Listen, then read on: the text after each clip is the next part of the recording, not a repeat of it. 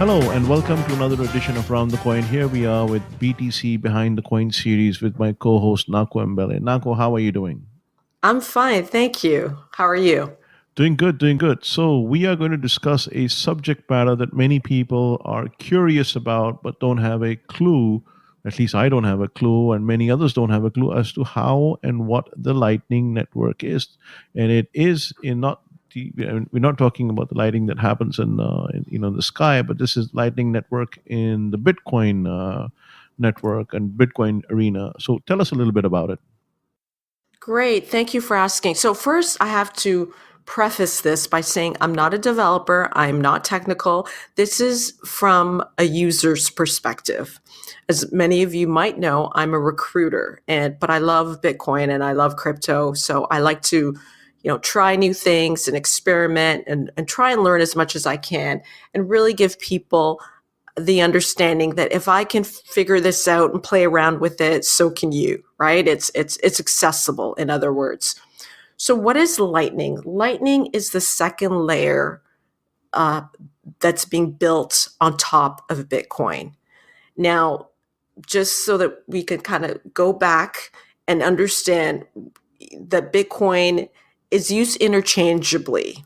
So capital B Bitcoin is the payment network, which is the lower layer, and the lowercase b is the currency. Okay, so unfortunately, Satoshi didn't make a distinction, which would have made everyone's And life now we'll easier pay if the he did. price for that, right? Exactly, exactly. So I'm going to use them obviously interchangeably, but really there was almost a civil war between um, people in the community wanting to scale the lower layer, okay, the network, and that resulted in Bitcoin Cash and Bitcoin, which is sometimes bracketed as Bitcoin Core, but let's just call it Bitcoin. So Bitcoin Cash versus Bitcoin, and you'll see that if you go to CoinMarketCap, you'll see that Bitcoin is in the first position, and if you go down slightly, maybe number 6, number 7, I'm not sure where they're ranking right now, you used to see Bitcoin Cash, but Bitcoin Cash had its own civil war, and I'll get back to that. So if you're new to the space, it's somewhat confusing because you're going to see a lot of different Bitcoins and you're not going to know who is really Bitcoin, what is really Bitcoin. So I'm hoping that this clears that up somewhat. So let's get back to why Lightning came about. Lightning came about because we have a scaling issue in Bitcoin. What we realized during the bull run in particular is that the network was extremely slow and extremely expensive. And define slow, because people don't understand that because when you go to a Visa network and you put your card in, it gets accepted and it's done. You have to wait maybe a second or two, and then the printer receipt starts and you says transaction approved. But on the Bitcoin network, it is extremely slow. And when we said slow, we meant wait times in excess and sometimes of 5 hours before the confirmation came in. Correct? Yeah, exactly. It was crazy. At the height of the bull run, I mean, people were waiting 8 hours, 9 hours, 10 hours. It was unbelievably slow. So, we know that it's inefficient to run transactions on the lower layer. And just to kind of give you some context, Bitcoin's transaction is seven transactions per second versus Visa's 4,000 transactions per second, right? So it's just no competition. So the Bitcoin Cash people wanted to increase the block size because the block size is 1 megabytes, and the Bitcoin Core, quote unquote, thought that would be a bad idea. And why did they think this would be a bad idea? Because it would be never ending. We would never agree on the block size. It would keep increasing. And they also felt that people would start putting quote unquote junk. Okay. They put everything on the blockchain. They'd put their, and you technically you can, you can upload a lot of things because Bitcoin acts as a proof of what's the word I'm looking for? A proof of existence, if you will. Okay. So you could prove a lot of things uh, on the lower layer. So the Bitcoin core team decided, let's build on top of it. And if we build a second layer, it's going to be a lot like the internet is today. Okay, so the internet has many layers that's built on top of it so that it's scalable.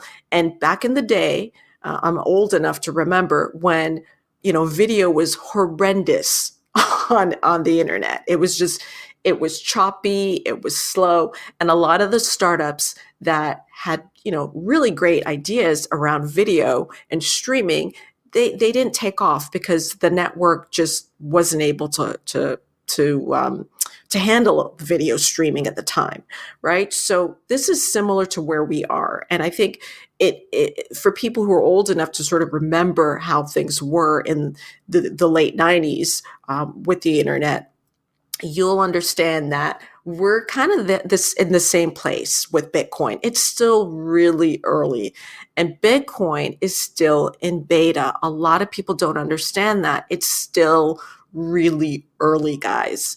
And Lightning is even earlier. Like Lightning is, can't remember the name of the net. I think it's ARPANET. I don't know. I might correct me. I know there's a developer out there cringing, but it's really early, is what I'm trying to say. So tell me one thing. So how do you build a transaction network on top of a slow network? I mean, that sounds like something magical, because if you say a network is doing 7 transactions per second, and you say I'm going to build a network on top of it to make it run much faster, that just doesn't compute. If your rails are moving 7 miles an hour, how can you make a network that will make it go 4,000 miles an hour? I mean, explain that concept to me. That is a really good question. So I can't explain it technically, okay, but I can explain it conceptually. Okay. So what they are is it's off chain is really what Lightning is. So it's able to process these transactions off chain, and the lower layer, the Bitcoin payment blockchain, if you want to call it that, is the settlement layer. So you mean to tell me that when I do a transaction on this off chain, it is not immediately propagating to all the Bitcoin nodes out there and getting a consensus, correct? Exactly, exactly. The lower layer is actually acting like almost like an arbitrator. Okay, so if there's a dispute on the second layer, it defaults to the lower layer because the lower layer is our truth, right? It's code. Everyone knows what the rules are, and if somebody violates those rules, it gets brought down to the lower layer and settled on the lower layer. So it's a beautiful design, really, and it answers the scaling issue because, like I said, during the bull run, we realized how inefficient it is for everybody to download the entire blockchain. It just moved way too slow, right? Slowly, and so they're So pretty it's much. so it's a network on top of a network that, because it is riding on top and not sort of interacting all the time with the network below, it is able to execute the transactions a whole lot faster. So that's a great definition. But as a novice, maybe you want to run it by me again. So I'm using the Bitcoin network. I find it okay. Why the need for Lightning? I mean, what does it do? So tell me, what exactly is Lightning?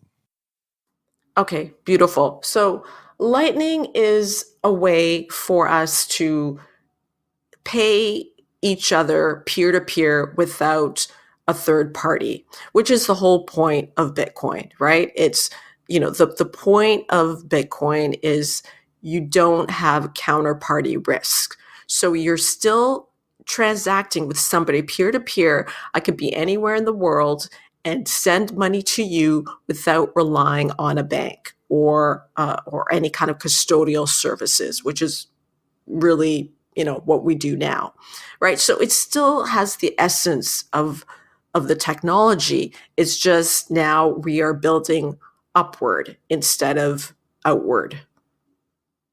Does that make sense? It does. So we understand it's a part of an infrastructure that is perhaps needed to make Bitcoin a reality, if we can say so. It Exactly. and pardon me, and it is something where the protocol is working on top of the original protocol and is executing a whole lot faster. So maybe you want to give some example on that. How does that work? Yeah, just what something reminded me of using this analogy because I think analogies really help people. So the HTTP that we all, type into our browser, right? That's built on top of the layers on the internet. And and so you can think of Lightning as a protocol that's similar to the HTTP protocol. Okay, it's a protocol that extends the concept of decentralizing the web. And I think this is where I get really excited. And I think a lot of people who are trying Lightning get excited. Originally, the internet was very decentralized.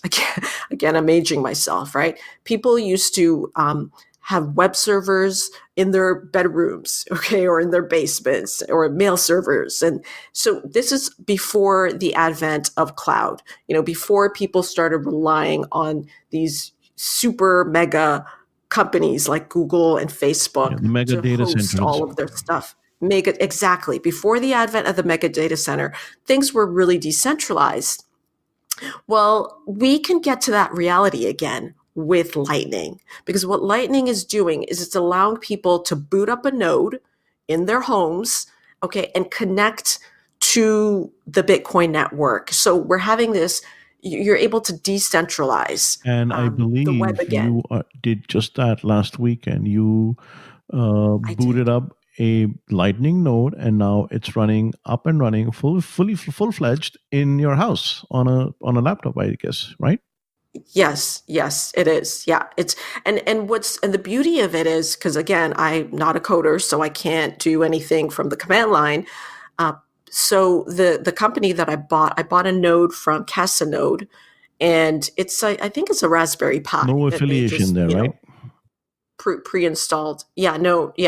This is a separate company, like a private company, and they didn't, pay me to plug their company, but they have done a wonderful job to to pre-install things so that you can literally plug and play, and you're up and running.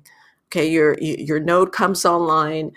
You're able to download the blockchain, the Bitcoin protocol, um, on on the node on the Raspberry Pi, and it's like 1 terabyte is the Pi.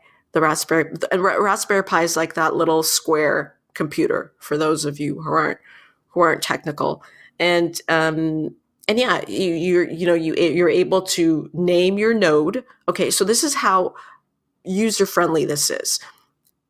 Normally, your IP address back in the day, you had a mail server, and you would have this IP address, right, which is like 19 blah blah blah, like your yeah, your IP You know, address, 1 9, blah blah and you blah. could still, yeah, 19 blah blah blah.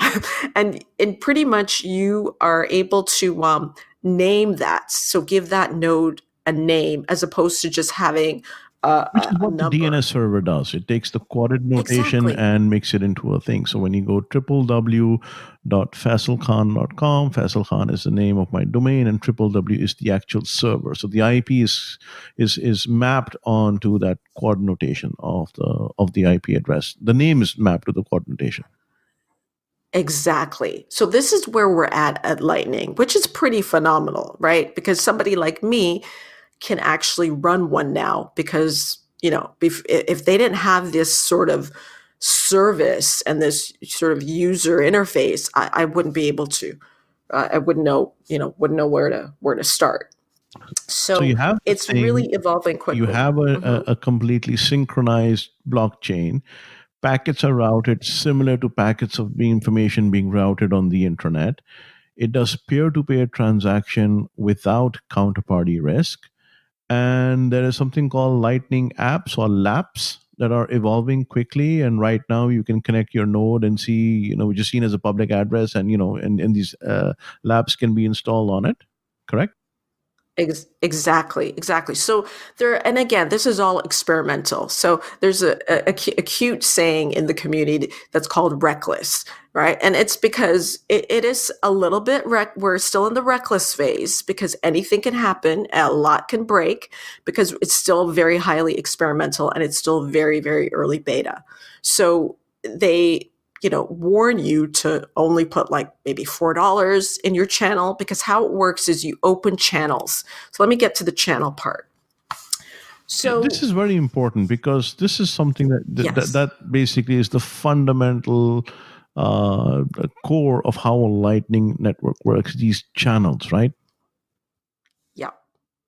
So the channels act, the best way to describe it is almost like a checking account, like where you can, you know, automatically pay your bills. Okay. You can put in like an auto payment feature. And in fact, the node I have recently just added a sort of an auto feature that allows you to balance the channels. So this is where it gets a little confusing for some people because the routing is right now it didn't used to be automatic. Okay, so if you go on YouTube and they're explaining channels, you're going to hear them say that you have to close your channel in order to settle the transaction, and the settlement takes place on the lower layer. Okay, the first layer, the blockchain, the Bitcoin blockchain.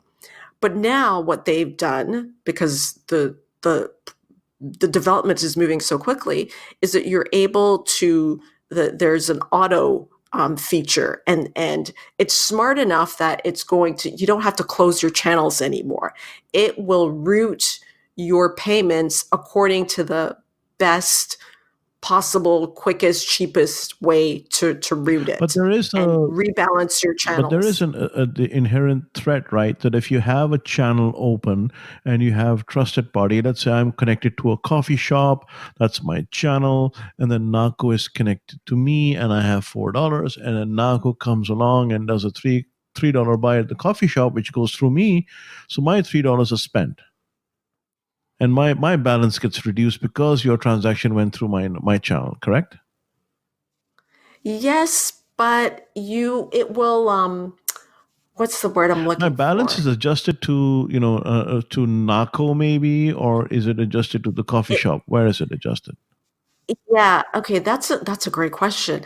It's adjusted, it will readjust to the coffee shop, I believe. You know what? I got to get back to you on that because I'm not positive how it auto adjusts. I know that it does it in the background because really what they're trying to do is they don't want people to have to actually go in and do all of these, close their channels, open their channels. The software will automatically do it, similar to what happens on the internet. So if I'm sending an email directly um, to Sweden, for example, my the packet of information isn't going to go directly to Sweden. It gets routed, right? It'll go maybe to New York and then hop to London and then hop to Denmark and hop to Sweden like very quickly.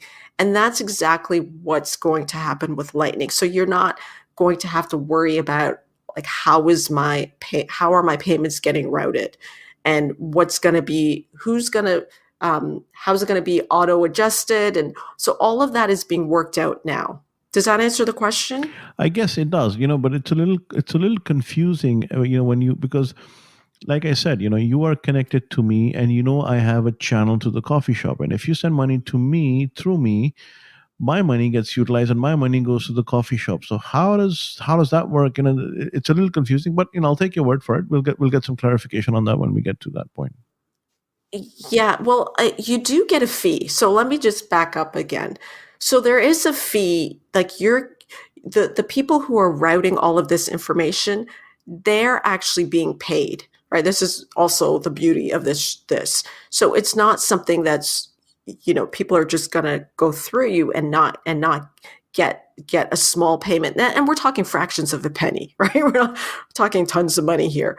But you can imagine when the network continues to grow and lots of information is going through, this could be a legitimate business for some people, right? In terms of, getting a fraction of a payment for actually being a node and So routing the would there payments. be like an incentive for, let's say there is I don't know, an online shop or a very famous online shop, and this online shop says, you know what, I will only give 10 channels, I will only open 10 channels. So if you were one of the lucky 10, you will keep on continually be making good money because a lot of traffic would be coming through you. Yeah, definitely. I mean, when Starbucks announced that they were going to accept Bitcoin, the first thing I thought of was, I wonder if they're going to be on Lightning and if they will be a channel. Like, that was the first thing I thought about, when I heard that announcement. Now, I don't know. I haven't heard anything about where they're going with that. But I know that Square is very keen on Lightning. In fact, so much so they now have Square Crypto, and they're funding Bitcoin developers, core developers, because they see Lightning as the future of payments, right? So, and that says a lot. So Jack Dorsey, who, as you know, also is the CEO of Twitter, is super, like, bullish on Bitcoin. He is a huge Bitcoiner. Cash App, except, well, you can buy Bitcoin through Cash App. And he's very keen on the development. He wants to see Lightning do well and grow, and he gets it, right, from a very, very sort of fundamental understanding of how things work. And he's in the payments industry, so it says a lot that there's a lot of promise, and it'll be interesting to see how quickly the development progresses now that Square is on board and that they're funding, a lot of these core developers who, by the way, and I got to say this is what I love about open source, is a lot of people volunteer. Okay, wrap that around your mind. I mean, Bitcoin is largely, a lot of people have been volunteering, and yes, there are people who are paid, by Blockstream, for example, but there are a lot of people who just, based on their ideology, have given so much to this community. So it's really, great to see companies like Square acknowledge that they've benefited a lot from open source, and they're willing to give back. So yeah, does the channel issue make sense? It does. It does. And here's the thing: how does a person? I mean, obviously, you had a very keen interest in understanding the Lightning, and you wanted to establish a node yourself because you believe in this node business. But for someone who is not, let's say, who does not want to establish a node, how do they get started? Well, I mean, with Bitcoin, it was easy. All I had to do was go and get a wallet, and then I had to figure out how to get some Bitcoins. I had bought them from an exchange, or someone gave them to me. How does a Lightning work? Is it different? Is there a different Bitcoin, or is it the same Bitcoin? Is there a Lightning wallet, or how does that part work out? That is a great question. It's the same Bitcoin. Okay, so it's the same currency that we're using. We're just using it's really, really small, the smallest denomination, which Okay, is Satoshi, right? satoshis. But so that's the use case of how we're using it. My question stems more from, okay, I have it today. I have, let's say, Yes. $100 worth of Bitcoins. Where is the Lightning Network? Where is this channel that we are talking about? How does that work? Is it automatic? Do I need to go to? Do I need to do something to my existing wallet that I may have? How does that? Do wallets come with access to the Lightning Network or not? Okay, great question. So you actually have to install Lightning, and there are a couple ways to do that. The easiest way is the way I did it. I just bought a node from a company, right? That did all of the work for me. But if you're really technically savvy, you can go to GitHub and enter, or go to Lightning Labs and download their software and then install it in your computer. And it's a little bit. But I'm not sure, Nako. That's the kind of use case that I as a user would be looking at. Just because I want to buy coffee, I'm not going to download a node and install it. Right. Okay. So this is how early we're in. Okay. Before people like me and you can really start to use it, the merchants have to adopt it first. So we need the merchant piece first before we can actually Ah, start build to it use and it. they will come. Yes. So we're in Yes. the building phase Right. of basically mass merchant adoption, and hopefully then the users come running along. Exactly. Users who are like me are just, we're curious, right? So I'm a curious person, and that's why why I have it. And I'm also, a bit of an enthusiast and really love the community and kind of want to try and do my part as much as I can. But it's definitely not ready for like, the consumer, right? We're still building out. But if you're a business and you're listening to this and you are really fed up with Visa and MasterCard fees and American Express, this is something you want to look into. And I think the community who will most likely, this is just my guess, who will probably gravitate to this more than any other communities will be the machine learning community who are looking at computers and like paying each other and literally sort of servicing themselves. This is the best, I think, one of the best use cases is Tesla. A company like Tesla, for example, can have their I guess, what do they call their fueling, not fueling stations, but their battery Soup charging stations, stations. charging stations. I don't own a Tesla, as you can tell. So their charging stations can actually be an amazing use case where your car actually is able to take care of its own charging, pay for its own charging, and that would be built into the car. So And it's like so Lightning would it's be a like in beautiful example. Internet of Things, where you have a vehicle. The vehicle has a wallet inside it. You load some, I don't know, $20 to it. You go to a charging station. It understands it's connected to a charging station. There's a channel open, and the $1.98 worth of charge payment is made automatically. So would that be a use case? Yes, So now my exactly. question Yeah. is, what about the people who are already merchants, who are already accepting Bitcoin, who already have a little decal on their window saying, Bitcoin accepted here? How do they become part of this Lightning network? It seems an awfully lot of work to go and now establish myself as a merchant by running a node. Yeah, they would do what I did, right? They would pretty much, Well, I don't think especially I if they mean have a. I disagree. I don't think so. They will do anything what you did. Yeah, well, yeah. I mean, here's the thing. Do you want to save money? How painful are your credit card fees to how painful Well, are I have, they? I have, It I really have depends probably on the how much. best answer that if you go and ask Ben Mill, of the CEO of Douala, he created his company based on that premise alone because he was sick and Exactly. tired of paying those fees, which at that point in time when he created it in 2007 or 8, he was selling stereos or something like that. His card fees was in excess of $50,000. So that's Yeah. why he created the company Douala. So yes, it's painful for many. Yeah. So this would be, so for those people who are looking for an alternative, I think this is a great alternative. The question is, will your customers be ready to use Lightning, right? Because right now the mobile apps, there are a few mobile apps. I haven't used any yet because I'm an Apple user, and most of the mobile apps seem to be on Android. But once we have the ecosystem built out and it's running smoothly and people could just download an app, which they will, I mean, that's coming, that's in the pipeline for sure, then yeah, then I think the adoption will be really, really quick. And it will make a lot more sense for people to use Lightning versus their credit card, right?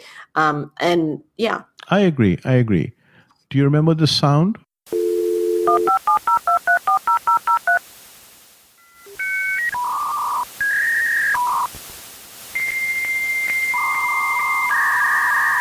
Yes,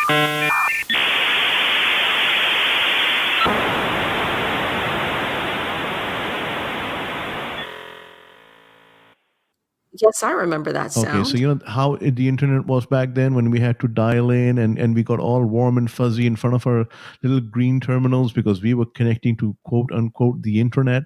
And I think that same sort of feeling and warm and fuzzy feeling is now coming in with all enthusiasts all over the world who can buy small Raspberry Pi sets like you have, or be able to become part of this.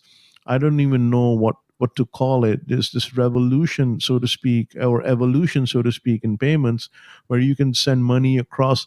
What excites me about the Lightning Network is not the speed so much, is not the fact that I can buy coffee and save up money, but the fact that there might be a channel being opened from Chicago to Manila, and just like that, I gotta get this right, just like that, I can send money, and boom, it's instantly received on the other end, and transaction done. An international remittance that was made perhaps faster than it would take you to maybe take a picture of a check and send it on WhatsApp. That is what excites me the most as far as Lightning and the Bitcoin network is concerned.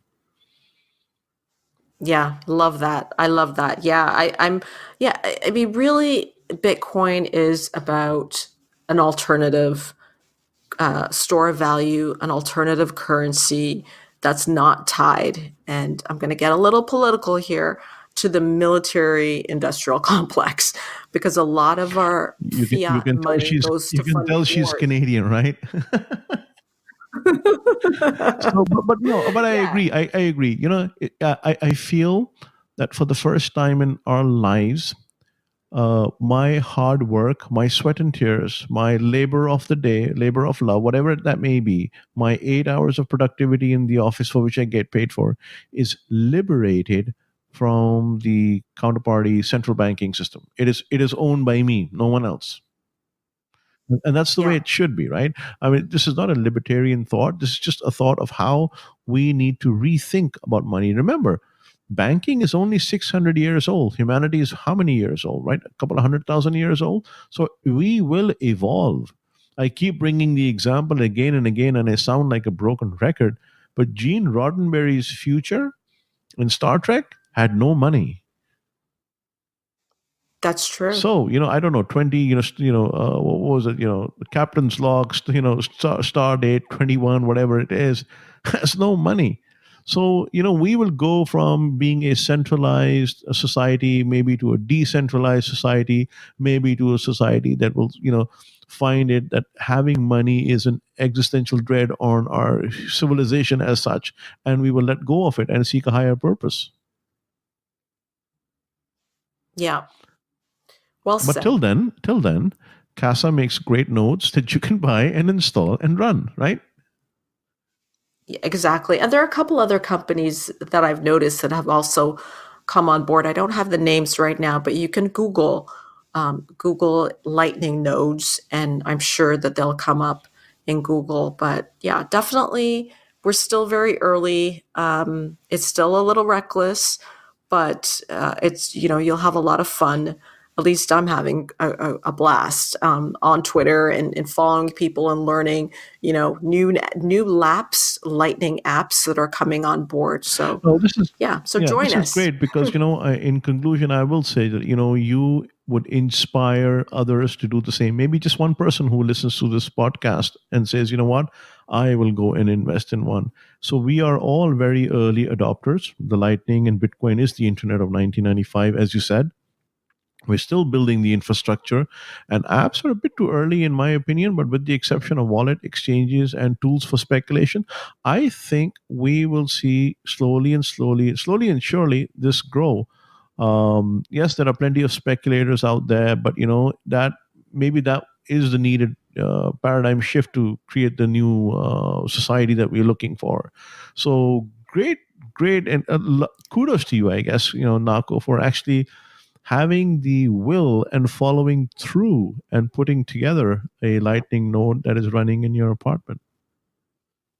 Yeah, thank you. It's great fun, and I think that more people should do it. It is empowering, and everything you said. Like we evolve. There's no reason to believe that payments and banking is not going to evolve like everything else. Change is constant, so there's no exception. And it was just a matter of time. And I think we're in a really great point in history where we're democratizing finance, where more and more people in the world are able to access, different financial instruments. Because another, sort of beautiful thing about Lightning is that it's programmable, but Bitcoin is also programmable, and that's lost on a lot of people.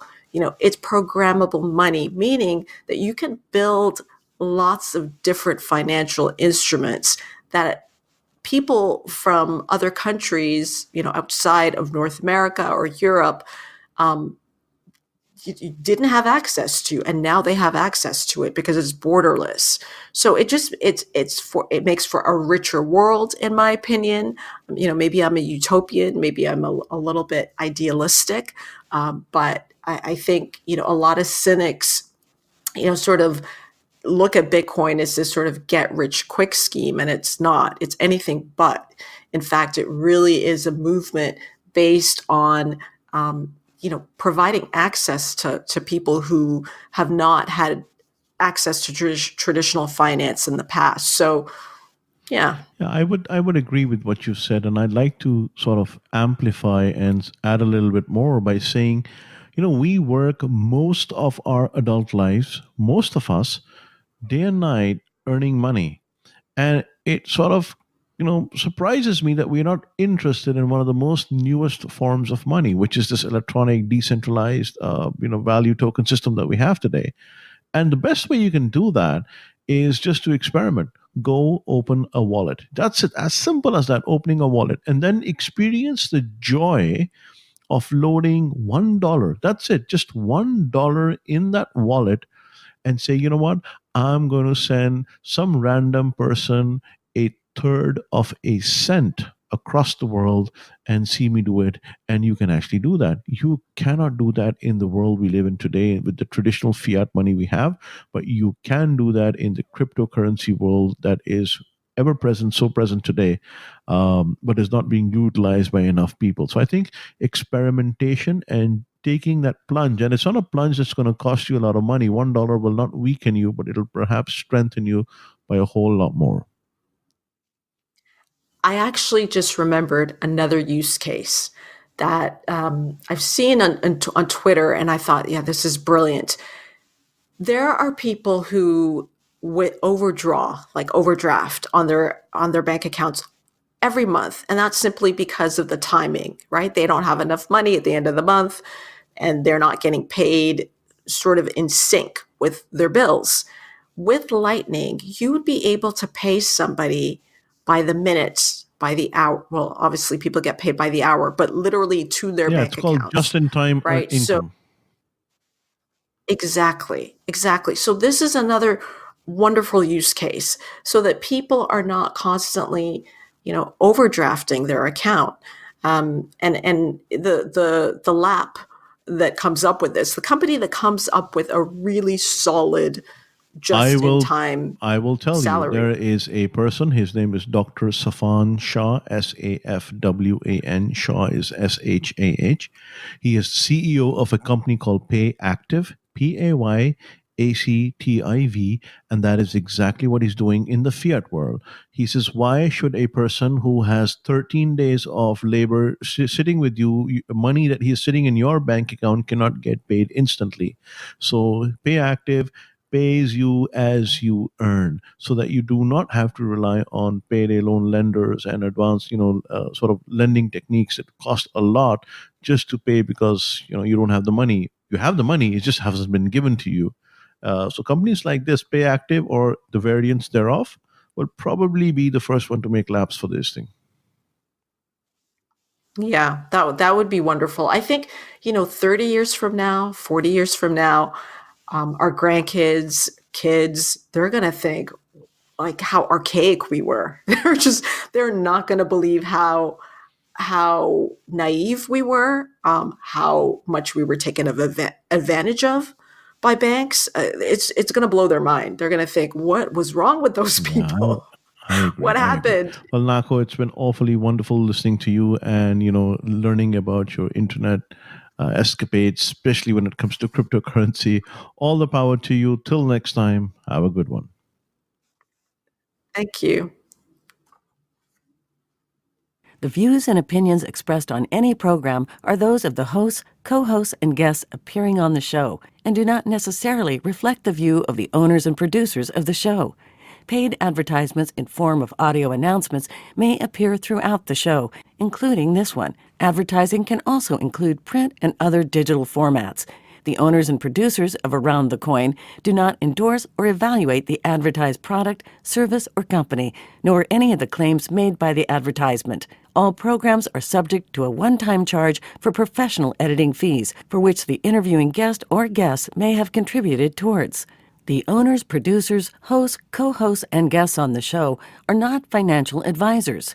Any investment advice or opinion cited during the show is for information purposes only. None of the content is intended to be investment advice. Seek a duly licensed professional for investment advice.